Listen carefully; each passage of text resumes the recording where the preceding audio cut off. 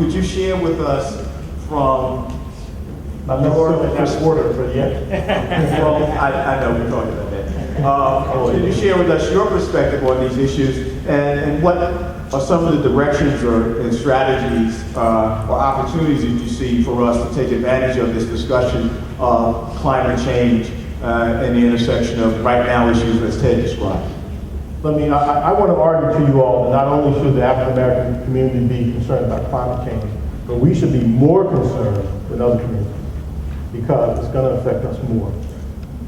And let me, Ted and I are environmental justice activists. We're both members of an organization called the Jersey Environmental Justice Alliance. We haven't defined what environmental justice is. We are worried about the disproportionate amount of pollution that's inflicted upon communities of color and poor communities. There were several studies done in the late 1980s and early 1990s that found the number one factor in inciting environmental hazards is, you want to guess what it is? Speak up, who said it? The number one factor. No, what's the number one factor in deciding where environmental hazards are cited? Like incinerators. Race. Race is number one, and income is number two. So that results in African American communities, Latino communities, and poor communities of all kinds having more environmental hazards, more pollution, and more bad health. The intersection with climate change are several. Let me tell you the bad part first. Why we should be more concerned is because in urban areas where we disproportionately live, some African Americans now, urban areas are hotter because of the concrete in buildings. People die every summer from heat in urban areas. Climate change, global warming is going to make it hotter. So more people are going to die in urban areas. Air pollution. You heard Ted reference air pollution. I'm going to talk a little bit more about that soon. It's going to increase air pollution. Temperature goes up, air pollution increases. Already in urban areas, we have the highest concentration of air pollution. So we die more from air pollution than other people. The third thing, think Katrina, like Ted said.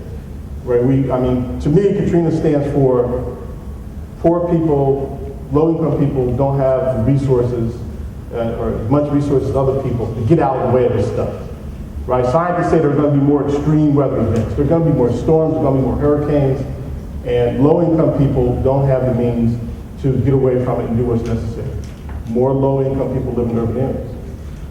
So that's why we should be more concerned about it. It's going to affect us disproportionately. The good news is this. What I like to say is it's an opportunity for us, though. Let's talk a little bit about air pollution. So as environmental justice advocates, we usually do add something to the conversation that other people don't talk about because we come from a little bit different perspective. And it's the same thing with climate change. One of the things that we think, one of the primary things we should be doing with climate change, we think, is making sure we reduce air pollution, other types of air pollution along with carbon dioxide. We've done a lot of work on particulate matter air pollution. As Ted said, those are small particles that you can't see, that you breathe in, that are killing folks. They're small enough to go into your lungs and into your blood. It's been estimated they kill 60,000 people a year in the United States. 60,000. I think that makes it the number one environmental health problem in the country.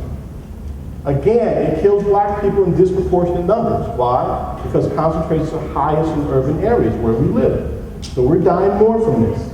And of course it's making us ill. Asthma, cancer, kills most people through heart attacks. Makes your blood sticky. You don't last long with sticky blood. The link with climate change is Mr. Izzo's companies give us electricity. Not only do they put out carbon dioxide that's warming the earth, but at the same time they're putting out particulate matter. So let's emphasize those strategies that reduce not only carbon dioxide, which is what everybody's talking about doing to fight global warming. That's what we should do. But at the same time, let's reduce particulate matter.